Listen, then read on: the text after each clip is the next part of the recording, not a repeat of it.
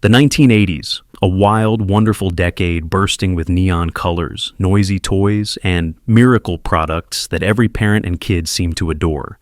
But behind the laughter, jingles, and birthday party chaos, many of these beloved 80s products came packed with hidden dangers. They were everywhere, under the Christmas tree, wrapped for birthdays, or stashed in the garage, promising fun and adventure, while sometimes leaving a trail of injuries, hospital visits, and hard lessons. Today, most are banned, redesigned, or relegated to "Can you believe we survived this?" lists. So, grab your retro shades and hold on tight, because we're counting down 10 of the most dangerous 1980s products parents loved, explained in full, shocking detail. 1. Lawn darts, yarts. If you grew up in the 1980s, chances are your backyard battles involved a set of lawn darts, better known by their infamous brand name, yarts. On the surface, they looked like harmless fun. Oversized darts with plastic fins, meant to be gently tossed underhand toward a circular ground target. But these weren't just toys. They were backyard missiles.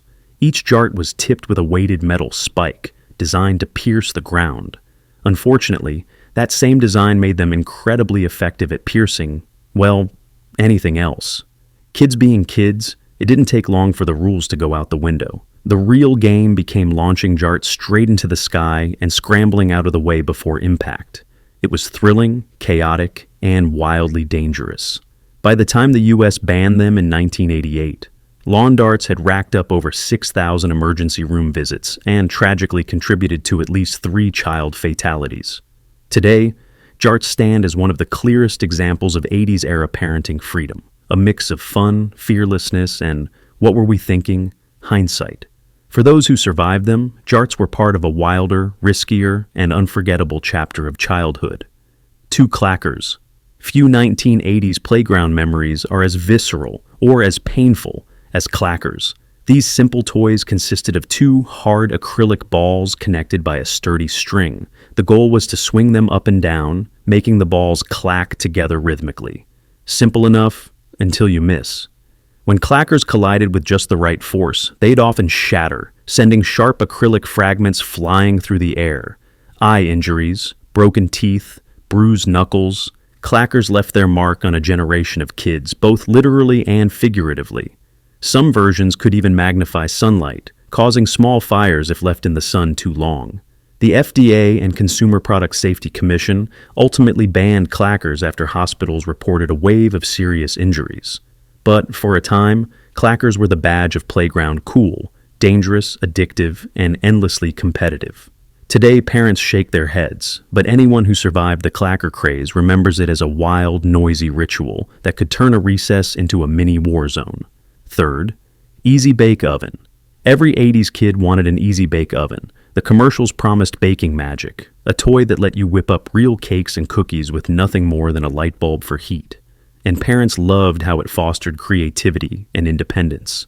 But behind the pastel-colored plastic door was a hidden hazard. The oven's design allowed curious little fingers to reach inside, often resulting in nasty burns, pinched skin, or, tragically, stuck fingers that sometimes required hospital intervention. Some models ran hot enough to reach 350 degrees Fahrenheit, and more than a few cakes emerged slightly charred or oddly chewy. In the mid-2000s, recalls hit after dozens of children reported severe burns and even partial finger amputations. The Easy Bake Oven's legacy is a complicated one, a beloved childhood memory, but also a stark reminder that not every kitchen adventure is safe. Today's models are heavily redesigned with safety locks, but that original, slightly dangerous version, for many, it still smells like childhood, danger, and vanilla cake mix. 4th, Snack Time Cabbage Patch Kid. The Cabbage Patch Kid craze swept the world in the 1980s, but by the mid-90s, Mattel upped the ante with the Snack Time Kid, a doll that could eat plastic snacks thanks to a battery-powered jaw. The concept was adorable, until children discovered the doll's mouth didn't distinguish between plastic carrot sticks and ponytails, fingers, or anything else within reach.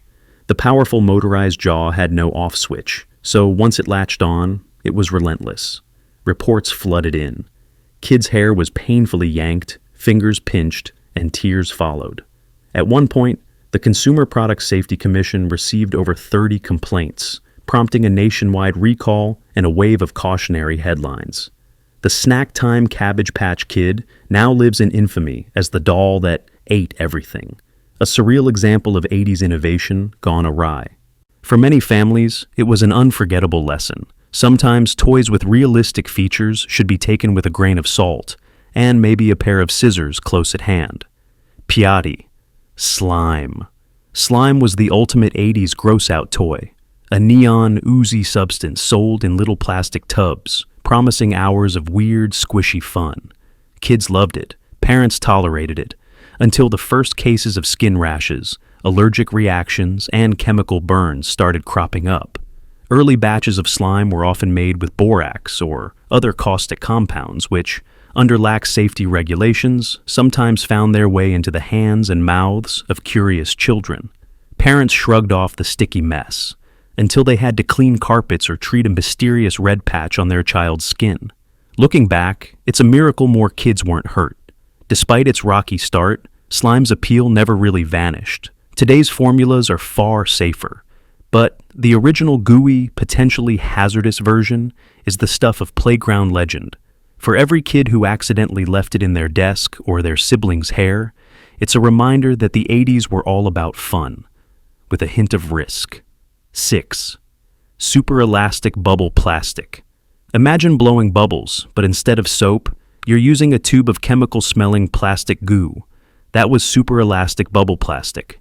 You'd squeeze out a blob, stick it on a tiny straw, and blow to create a durable, wobbly balloon. It was mesmerizing, but also loaded with danger. The goop contained acetone and other solvents. Inhaling the fumes, or worse, accidentally sucking in, could cause dizziness, narcosis, or chemical burns. Many parents ignored the warning labels, and the toy ended up everywhere from birthday parties to classrooms. The fun could quickly turn to panic if a child inhaled instead of blowing, or if the bubbles popped unexpectedly, splattering faces and eyes.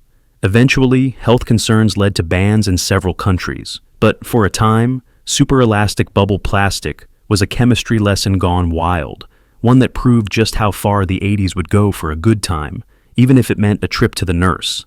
Siedme Mad Balls. Mad Balls were everything Barbie wasn't, rubbery, revolting, and proudly grotesque. Each one was a little nightmare, bulging bloodshot eyes, cracked fangs, oozing sores, and colors straight from a haunted carnival. Designed to be repulsive and irresistible, they were made for flinging at walls, friends, furniture, and occasionally unlucky pets. The catch? These weren't soft foam toys. They were solid, heavy rubber. A well-aimed mad ball could leave a bruise, knock over a lamp, or turn a sibling rivalry into a black-eyed standoff. Parents, duped by their size and cartoonish looks, often bought them thinking they were harmless. That illusion usually shattered around the third dented drywall. Bans were swiftly enacted in living rooms nationwide, but danger only added to the appeal. Mad Balls were pure 1980s energy, gross-out humor, unfiltered chaos, and a total disregard for safety guidelines. Today they're collectible nostalgia, but for anyone who actually lived through a Mad Ball war, they're more than toys. They're tiny rubber wrecking balls with personalities. Osmi Pogo Ball. Before hoverboards and electric scooters zipped through neighborhoods, there was the Pogo Ball, a deceptively simple toy that combined a rubber ball with a hard plastic disc, daring kids to balance, bounce, and spin like acrobats. The commercials made it look effortless, like you'd be soaring in seconds. Reality? Not so much.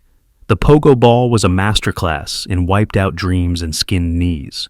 Staying upright required serious coordination, and most kids lasted a few bounces before eating pavement. Sprained ankles, twisted wrists, and occasional trips to the ER were common side effects. Still, parents loved it. It got kids outside, burning off sugar highs and 80s angst. And those who could master the Pogo Ball wore that skill like a badge of honor. For the rest, it was a fast lesson in gravity and humility. Today, the Pogo Ball is pure retro gold, remembered as much for its bruises as for its fun. It was the perfect mix of fitness, failure, and bragging rights. 9. Water Wiggle. Nothing screamed summer in the 80s quite like the water wiggle, a wild, wobbling backyard toy that turned an ordinary garden hose into a flailing fountain of chaos. With its bulbous plastic head and unpredictable movements, it thrashed around like a snake on caffeine, soaking everything and everyone in sight. Kids laughed, screamed, and chased it through sun-drenched lawns, never knowing where it might strike next. And that was the fun and the problem. That spinning nozzle packed a punch, leaving behind bruises, black eyes, and, tragically, in one rare case, a fatal accident when a child became entangled. By the late 80s, growing safety concerns led to its recall. Still, for a brief, unforgettable window of time, the water wiggle was king of the backyard, equal parts sprinkler, rodeo, and concussion risk. It remains one of those perfectly 80s inventions, brilliantly fun, borderline reckless, and burned forever into summer memory. 10th, Creepy Crawlers, Thingmaker. The Creepy Crawlers. Thingmaker was a dream come true for budding mad scientists. Pour a special plastigoop into metal molds shaped like bugs, bake it in a tabletop oven, and then pop out your own rubber insects. The catch? The Thingmaker's heating element could reach nearly 400 degrees Fahrenheit, making burns almost inevitable for impatient kids. The plastigoop itself wasn't exactly non-toxic either. Spills on skin or in mouths sometimes meant calls to poison control. Still, parents loved the educational aspect, and the toy was marketed as creative science. Today, modern versions are far safer, but the original Thingmaker is a classic example of the 80s spirit. Give kids real tools, cross your fingers, and hope for the best. For those who remember it, the Thingmaker was both a badge of creativity and a test of how quickly you could run your hand under cold water. Looking back, it's almost hard to believe how many dangerous products filled our homes and playgrounds in the 1980s. From sharp lawn darts to bubbling cauldrons of plastic goop, these toys and gadgets were sold as family fun. And for millions, they really were. But the scars, recalls, and news stories tell another side. The risks were real. Still, there's a strange nostalgia for the wild, freewheeling spirit of that era. Maybe it's because we survived, or maybe it's because, for all their faults, these products made childhood an unforgettable adventure, one scraped knee and singed finger at a time. So, which of these 1980s hazards did you survive? Did we miss any you remember? Share your stories in the comments, and don't forget to like and subscribe for more retro deep dives. Thanks for watching, and stay safe out there.